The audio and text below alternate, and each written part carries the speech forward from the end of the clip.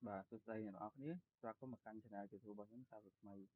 hay đấy trong một bằng hai nhật ở kia sẽ trong đang đi nốt đại chiều bị OTP hay hay trong cuối đi lết hay trong năng về ông bị VI editor VI âm editor năng nano editor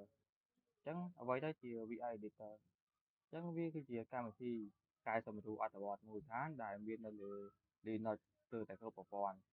hayចំពោះរបៀបដំណើរការរបស់វាវិញគឺទីមួយតើតើនឹង normal mode ដែលយើងប្រើសម្រាប់បញ្ជាឬក៏ផ្លាស់ទីរបស់ cursor ហើយទីពីរគឺ insert mode ដែលយើងប្រើសម្រាប់វាអត្ថបទឬក៏យើង insert អក្សរចូលទៅក្នុង file ដែលយើងបង្កើតហ្នឹង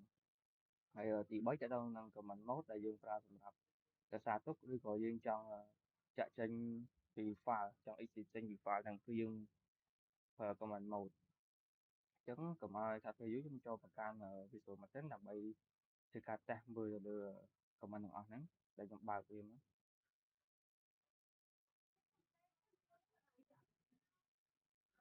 អញ្ចឹងខ្ញុំ log in ចូលមក root របស់ខ្ញុំមកហើយខ្ញុំវាយ password ហើយចំពោះ password នេះគឺយើងមើលអត់ឃើញទេដោយសារវាជាប្រភេទ password អញ្ចឹងយើងធ្វើការពីដំបូងយើងបើក file vi របស់យើងមកដែលយើងធ្វើការសរសេរអក្សរ vi file.php ដើម្បីបើក file បាន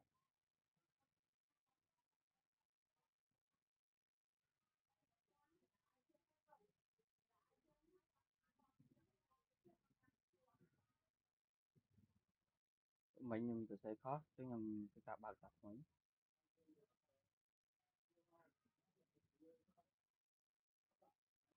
អញ្ចឹងថាសរសេរសាច់ថ្មីមកមិញថាសរសេរខុស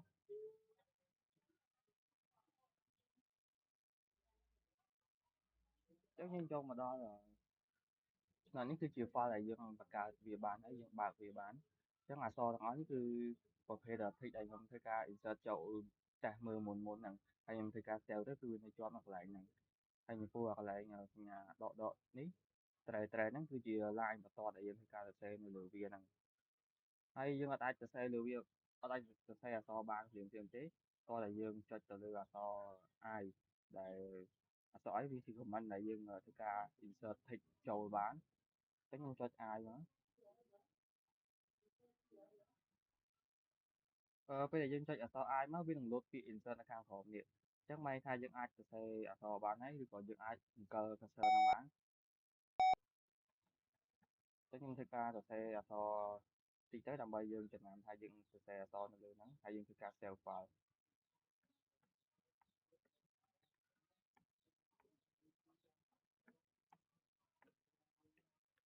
អញ្ចឹងដើម្បីយើងសរសេរអក្សរហ្នឹងហើយអញ្ចឹងយើងបើយើងចង់ចាក់ចេញពី insert ហ្នឹងគឺយើងចុចទៅលើ key ESC ដើម្បីយើងចាក់ចេញពី insert ហ្នឹងគឺពេលដែលយើងចុចហើយយើងអាចសរសេរអក្សរលើហ្នឹងទៀតបានទេយើងអាចរំកិលបានតែ cursor តែយើងអត់អាច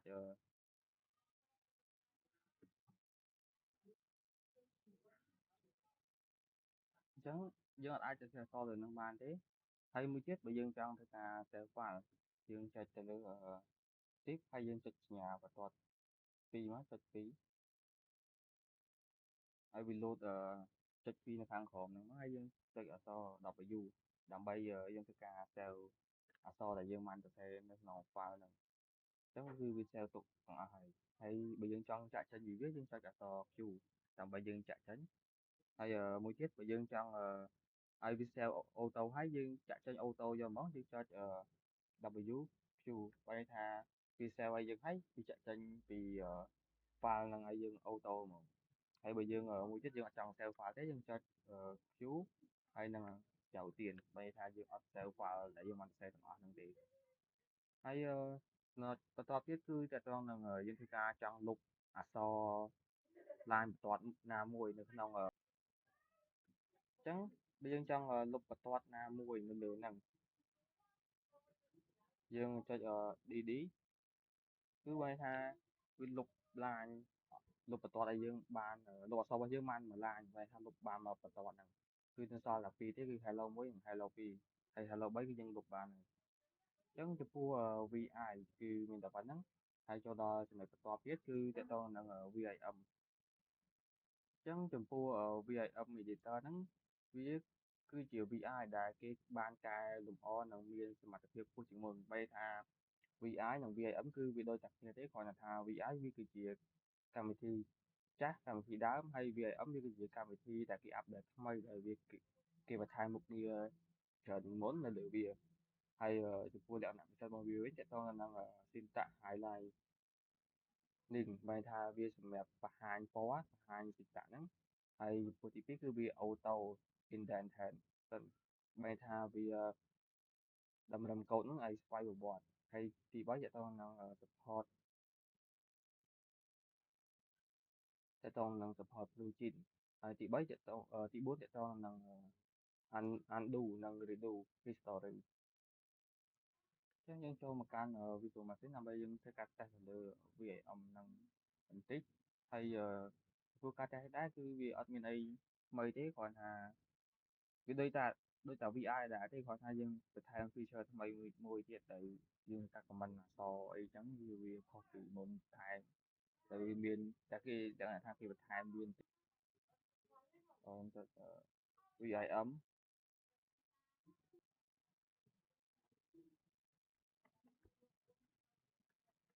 ចឹងធ្វើការសរសេរអក្សរ VIM file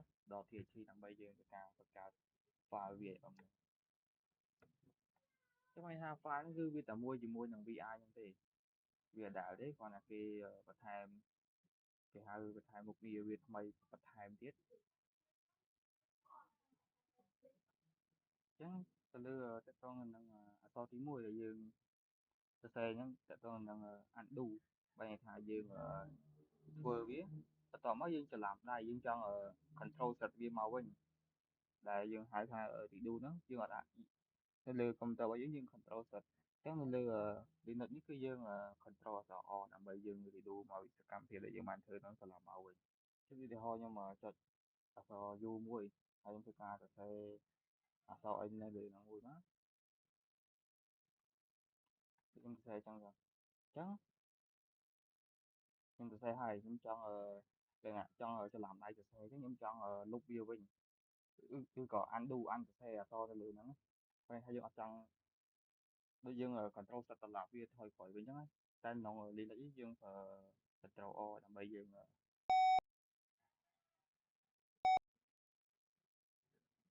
សំទោសខ្ញុំច្រឡំយើងធ្វើការជឿអក្សរ U អញ្ចឹងបែរថាយើងអក្សរយើងមកសរសេរមិនហ្នឹងគឺយើងបិទវាចោលវិញតែយើងចង់បើកឲ្យវាត្រឡប់មកវិញតែយើងអត់ចង់សរសេរវាថ្មីទេដូចយើង control set បែបវាត្រឡប់មកវិញអញ្ចឹងតែនៅក្នុង Linux យើងប្រើ control O អញ្ចឹងវាត្រឡប់មកអក្សរដែលយើងបានសរសេរមិញហ្នឹងនៅលើហ្នឹងវិញហើយបើយើងចង់ឲ្យថាចង់បិទវាវិញឲ្យវាមកដូចដើមយើងចុច U អាហ្នឹងបែរថា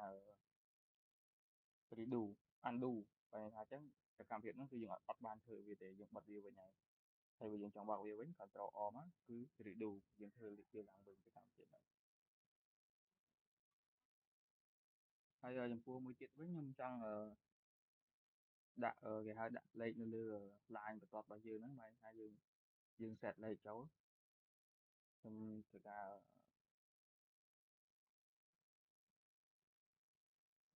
គេពាក្យថា set number